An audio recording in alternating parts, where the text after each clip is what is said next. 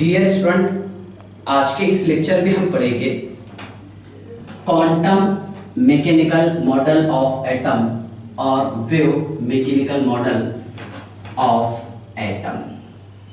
ध्यान से देखिएगा, बोहर ने और रुदरफोर्ड ने इलेक्ट्रॉन को पार्टिकल्स बताए, यस सर, और उसके बाद में डी ब्रोगली ने मतलब डेविसन और जर्मन के एक्सपेरिमेंट से ये प्रूफ हुआ कि इलेक्ट्रॉन जो है ये वेव है। डिफ्रैक्शन वाले एक्सपेरिमेंट से याद आ रहा हूँ आपको। ओके, तो ध्यान से देखिएगा, यानी इलेक्ट्रॉन जो है ये डुअल नेचर शो कर रहा था। ओके, अब देखिए, कहने का मतलब ये है क्या अभी तक के जो हम यहाँ पर मॉडल पढ़ रहे थे, एटम का जो मॉडल था वो 2D में बता रहे थे, कौन, बोहर, रुदरफोर्ड वगैरह। ओके, लेकिन ध्यान से देखिएगा, श्रोडिंजर, ओके, इसका पूरा नाम था इरविंग, IRVING, इरविंग श्रोडिंजर। इसने इलेक्ट्रॉन को क्या बताया? वेव बताया।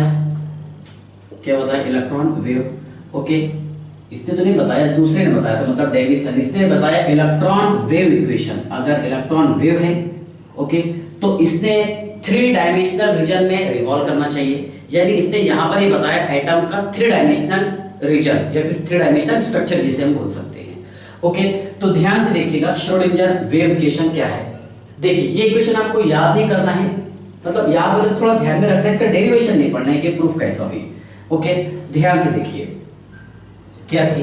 D square psi upon D X square plus D square psi upon D Y square plus D square psi upon D Z square plus, yes sir, plus 8 pi square M upon H square into E minus V into psi is equal to 0। Direct इस question पर, मतलब इस equation पर question आते हैं, which one of the following correct Schrodinger wave equation. तो ये है Schrödinger wave equation, yes sir. कौन सी? Electron wave equation. देखिए, जैसे ही यहाँ पर मतलब डी ब्रोगली हाइपोथेसिस के बाद में समझने लगे कि इलेक्ट्रॉन जो वेव है, तो उसके बाद में देखिए श्रोडिंजर ने इलेक्ट्रॉन का वेव इक्वेशन बता दिया कि इलेक्ट्रॉन्स जो अभी तक हम पार्टिकल समझ रहे थे, इलेक्ट्रॉन ये क्या है? वेव है, और ये इसका इक्वेशन है, yes sir. Okay, D square psi upon D X square plus D square psi upon D Y square plus D square psi upon D Z square plus 8 pi square M upon, yes sir, 8 pi square M upon H square E minus B into psi is equal to 0। Yes, चलिए, तो ध्यान से देखिएगा, ये चीज मैं आपको बताने की कोशिश करता हूँ। ओके, देखिए, मतलब यहां पर ये जो इक्वेशन बताया इसने, इलेक्ट्रॉन प्रोबेबिलिटी फाइंडिंग, ओके, देखिए, प्रोबेबिलिटी फाइंडिंग इलेक्ट्रॉन इक्वेशन जिसे हम कह सकते हैं। ओके, तो ध्यान से देखिए, श्रोडिंजर का ये कहना था कि इलेक्ट्रॉन जो है रिवॉल्व होते हैं 3D में।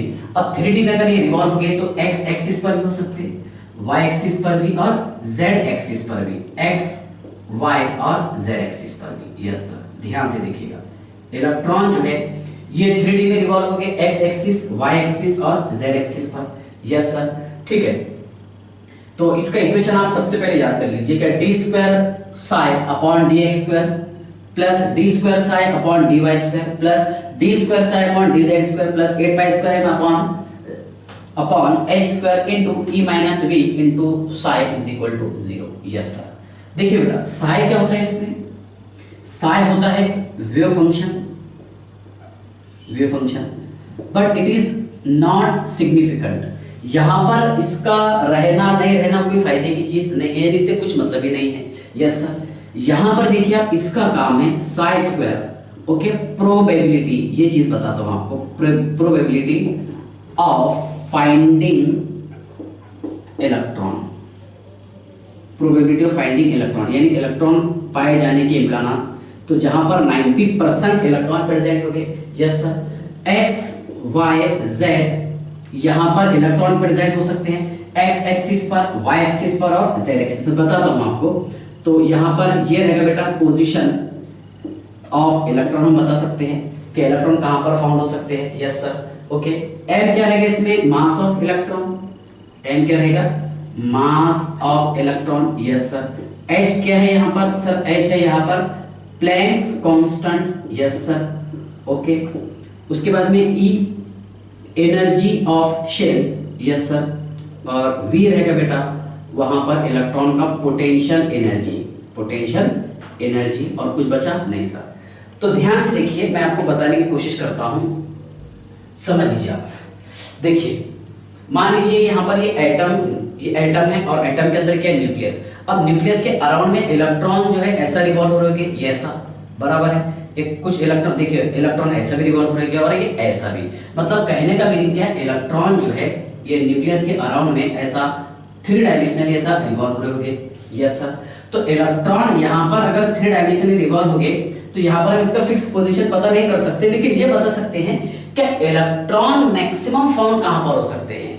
इलेक्ट्रॉन मैक्सिमम ये कहाँ पर फाउंड हो सकते हैं। तो देखिए यहाँ पर जब इलेक्ट्रॉन रिवॉल्व हो गए न्यूक्लियस के अराउंड में, सुनिए आप ध्यान से ये चीज बताता हूँ, ये है न्यूक्लियस, यस सर।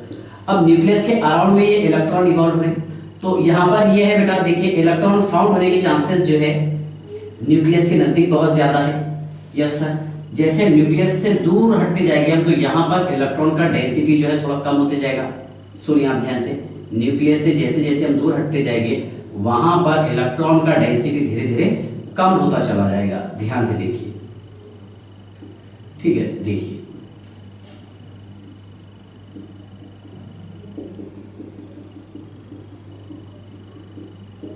ये एटम, यस सर। एटम के पास में क्या है, न्यूक्लियस, और न्यूक्लियस के यहाँ पर अराउंड में इलेक्ट्रॉन जो है। अब देखिए ये जो फोटो लिया गया होगा, ठीक है, तो इसके हजारों लाखों फोटो लिए गए होंगे, कैसे मैं आपको बताता, जैसे न्यूक्लियस। अब न्यूक्लियस के अराउंड में यहाँ पर एक इलेक्ट्रॉन मिला होगा, फिर फोटो निकाले, ये ऐसे हजारों लाखों फोटो लिए गए, उसको असेंबल करके बताया कि इलेक्ट्रॉन जो है न्यूक्लियस के अराउंड में ऐसे घेरे हुए रहते हैं। जैसा शहद के अराउंड में जो शहद की मक्खियां होती है, जिसको हम शहद का छाता बोलते हैं, है ना, हनी कॉम्ब जिसे बोलेंगे। तो वहां पर देखिए मतलब शहद के छाते के अराउंड में शहद की मक्खियां कैसे घूमते रहती है ना, 3 डायमेंशनल। कुछ शहद की मक्खियां ऐसी घूम रही, कुछ ऊपर से घूमेगी, कुछ ऐसा साइड से, 3 डायमेंशनल, यस सर, 3D में। तो ऐसा ही इलेक्ट्रॉन जो है न्यूक्लियस के अराउंड में 3D में घूमते रहते हैं, यस सर। तो देखिए जब 3D में घूमेंगे तो मतलब x एक्सिस पर भी प्रोबेबिलिटी है, y एक्सिस पर भी फाउंड हो सकते हैं, और z एक्सिस पर भी इलेक्ट्रॉन पाए जाने के चांसेस है, प्रोबेबिलिटी है, यस सर। तो यहाँ पर बेटा मैंने आपको क्या बताया, साइज पर प्रोबेबिलिटी ऑफ फाइंडिंग इलेक्ट्रॉन। फिर भी मैं यहाँ पर ये नहीं बताया कि इलेक्ट्रॉन एग्जैक्ट कहाँ पर प्रेजेंट है, यहाँ पर इलेक्ट्रॉन फाउंड होने के चांसेस है। यानी इलेक्ट्रॉन फाउंड होने के चांसेस कहाँ पर है, x एक्सिस पर हो सकते हैं, y एक्सिस पर हो सकते हैं, और z एक्सिस पर, ओके। तो ध्यान से देखिए, probability of finding electron is maximum, okay, that is Sai square. तो इलेक्ट्रॉन कौन से एक्सिस पर प्रेजेंट हो सकते हैं सर, x एक्सिस पर रह सकते हैं, y एक्सिस पर हो सकते हैं, और सर इलेक्ट्रॉन जो है ये z एक्सिस पर भी फाउंड हो सकते हैं, ओके। चलिए, तो यहां तक के तो आपको शायद समझ में आ गया होगा। यानी जब इलेक्ट्रॉन रिवॉल्व हो गए तो ये 3D में हो गए, ओके। ध्यान से देखिए, the electrons revolve around the nucleus, the electron revolve around the nucleus in 3D, yes sir। Electron जो है न्यूक्लियस के अराउंड में ये 3D में घूमते रहते हैं। मान लीजिए ये न्यूक्लियस है, ओके। अब देखिए न्यूक्लियस कैसे समझेंगे मैं आपको बताता हूँ। जैसे चीकू हम खाने के लिए इस्तेमाल करते हैं, जो चीकू का सीड है अंदर, ओके, वो न्यूक्लियस मान लीजिए, और जो ऊपर का जो पोर्शन है वो पूरा घेरा हुआ, वो क्या है बताइए आप, इलेक्ट्रॉन, ओके। ऐसा ही सेम कि न्यूक्लियस हमें ऊपर से दिखाई नहीं देगा, ओके, ऊपर से दिखाई देगा क्योंकि इसके अराउंड में इलेक्ट्रॉन का क्लाउड है। ये क्या बताइए आप, ये है सर इलेक्ट्रॉन का cloud, okay, cloud of electron, yes sir. किसके अराउंड में, न्यूक्लियस के अराउंड में, इसको मैंने न्यूक्लियस बताया था, यस सर, ओके। अब देखिए न्यूक्लियस के नजदीक, ओके, इलेक्ट्रॉन का डेंसिटी सबसे ज्यादा रहेगा, और जैसा जैसा यहाँ पर देखिए न्यूक्लियस से इलेक्ट्रॉन दूर होता जाएगा तो यहाँ पर इसका डिस्टेंस ज्यादा होगा, मतलब यहाँ पर इसका डेंसिटी कम होता चला जाएगा। तो जो मैं आपको एग्जांपल समझाने की कोशिश कर रहा हूँ कि चीकू का जो सीड है और उसके ऊपर का जो पोर्शन है वो इलेक्ट्रॉन है, और बीच में क्या है, न्यूक्लियस। तो ऐसा ही न्यूक्लियस ऊपर से दिखाई नहीं देगा, ओके। न्यूक्लियस जो है ये एटम के बीच में, उसके अराउंड में इलेक्ट्रॉन का क्लाउड है, ओके। अब इलेक्ट्रॉन जो है ये एक जगह प्रेजेंट नहीं बल्कि रिवॉल्व हो रहे हैं, यस सर। इलेक्ट्रॉन क्या है, वेव है, ओके। जब ये इलेक्ट्रॉन रिवॉल्व होंगे तो 3D में रिवॉल्व हो रहे हैं, ओके, एक्स मतलब ये एक्स एक्सिस पर भी हो सकते हैं, वाई एक्सिस पर भी हो सकते हैं और जेड एक्सिस पर भी हो सकते हैं। यस सर, यानी इलेक्ट्रॉन फाउंड होने की जो चांसेस है वो तीनों एक्सिस पर, एक्स एक्सिस पर, वाई एक्सिस पर और जेड एक्सिस पर। तो the electron revolve around the nucleus in 3D। Okay, so it has 3 variable. तो यहाँ पर इलेक्ट्रॉन की कितने वेरिएबल रहेंगे बताइए आप? इलेक्ट्रॉन फाउंड होने की जो वेरिएबल है ये 3 वेरिएबल रहेंगे। ओके, और 3 वेरिएबल कौन से? एक्स एक्सिस, वाई एक्सिस और जेड एक्सिस। यस सर, और यहां से आया है 3 क्वांटम नंबर। क्या आया है? 3 क्वांटम नंबर, यानी जहां पर इलेक्ट्रॉन फाउंड होने के चांसेस है। ओके, 3 पोजीशन पर इलेक्ट्रॉन फाउंड होने के चांसेस है। और देखिए 3 क्वांटम नंबर का जो कंसेप्ट आया है वो कहां से आया है? एक्स एक्सिस, वाई एक्सिस और जेड एक्सिस, 3 वेरिएबल से। ओके, और 3 क्वांटम नंबर कौन कौन से हैं सर? 3 क्वांटम नंबर, पहला वाला है इसमें principal quantum number. Yes sir, दूसरा है azimuthal quantum number. Yes sir, और तीसरा है magnetic quantum number. Yes sir, magnetic quantum number. Yes sir, okay, और इसके बहुत बाद में आया है चौथे वाला स्पिन क्वांटम नंबर, जो हम नेक्स्ट लेक्चर में पढ़ने वाले हैं, है ना, क्वांटम नंबर। तो क्वांटम नंबर आपको समझ में आ गया? Quantum number is the probability of finding electron is maximum. Electron कहां पर सबसे ज्यादा फाउंड हो सकते हैं, इलेक्ट्रॉन मतलब पाए जाने की जो इम्कानात है, जो प्रोबेबिलिटी है वो सबसे ज्यादा कहां पर है। ओके, तो ध्यान से देखिए। अब ये क्वांटम नंबर समझने के लिए मैं आपको कुछ एग्जांपल बताता हूं, ध्यान से देखिएगा क्वांटम नंबर में कैसे समझेंगे। हालांकि नेक्स्ट लेक्चर में बताऊंगा, अभी थोड़ा सा हिंट्स बता देता हूं। इंपॉर्टेंट टॉपिक रहेगा क्वांटम नंबर। यस सर, ठीक है, ध्यान से देखिएगा। देखिए, अब मान लीजिए, हाँ सुनिए आप ध्यान से, मान लीजिए हमें शाहरुख खान का घर पता करना है, तो आप ऐसा बोले यार मुंबई चले जाओ, वहां शाहरुख खान का घर है, ऐसा होता है? सुनिए मैं आपको बताता हूँ। सबसे पहले तो हमें उसका शहर पता होना चाहिए, मुंबई में रहता है। मुंबई में कहाँ रहता है? तो बैंड्रा में रहता है। यस सर, बैंड्रा में कहाँ रहता है? तो उसका बंगले का नाम है मन्नत, उस बंगले में रहता है। और उस बंगले में कौन से रूम में वो रहता है? Okay, that is it's exact position, यानी शाहरुख खान कहाँ पर है। ओके, ऐसा ही अगर मैं आपको इलेक्ट्रॉन बोलूंगा, सुनिए आप ध्यान से, वही एग्जाम्पल, अगर मैं आपको बोलूंगा कि इलेक्ट्रॉन जो है ये एटम में प्रेजेंट है। यस, जैसे मैंने आपको बोला कि शाहरुख खान मुंबई में रहते, तो आप बोलेंगे सर मुंबई में कहाँ रहता है, एरिया कौन सा है, स्ट्रीट कौन सा है, मोहल्ला कौन सा है। ओके, उसके बाद में उसका घर कौन सा है, घर में कौन से रूम में रहता है। तो वही सेम बात अगर मैं आपको ये बोला क्या इलेक्ट्रॉन जो है ये एटम में प्रेजेंट रहते, तो आप बोलेंगे यस सर, लेकिन एटम में कहाँ? एटम में देखिए बेटा, सबसे पहले इलेक्ट्रॉन को देखना पड़ेगा शेल में, कौन से शेल में है। यस सर, शेल के बाद में फिर सब शेल, कौन से सब शेल में है, और सब शेल के बाद में हमें देखना पड़ेगा वहां पर क्या कौन से ऑर्बिटल में है। यानी जब हम पढ़ेंगे प्रिंसिपल क्वांटम नंबर से हमें पता चलेगा शेल का। ओके, एजीमुथल क्वांटम नंबर से हमें पता चलेगा सब शेल का, कौन से सब शेल में प्रेजेंट है। अब सब शेल में जाने के बाद हमें देखना पड़ेगा ऑर्बिटल कौन सा है। यस सर, और ऑर्बिटल में जाने के बाद में भी वहां पर देखिए इलेक्ट्रॉन की स्पिन क्लॉकवाइज है या फिर एंटी क्लॉकवाइज है, उसके लिए हमें इस्तेमाल करना पड़ेगा spin quantum number.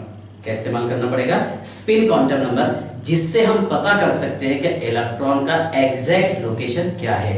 Probability of finding electron is maximum, क्या इलेक्ट्रॉन के फाउंड होने के चांसेस सबसे ज्यादा कहां पर है, दैट इज क्वांटम नंबर। क्या है बताइए? Quantum number. तो हम अगले लेक्चर में क्वांटम नंबर पर थोड़ा सा है ना डिटेल स्टडी करेंगे, मतलब एजीमुथल क्वांटम नंबर क्या होता है, प्रिंसिपल क्वांटम नंबर क्या होता है, मैग्नेटिक क्वांटम नंबर क्या होता है और स्पिन क्वांटम नंबर क्या होता है। लेकिन उससे पहले मैं आपको बता देता हूं energy of electron shell. Electron shell की एनर्जी हम कैसे निकालेंगे। ओके, ध्यान से देखिए, वो चीज बताता हूं आपको।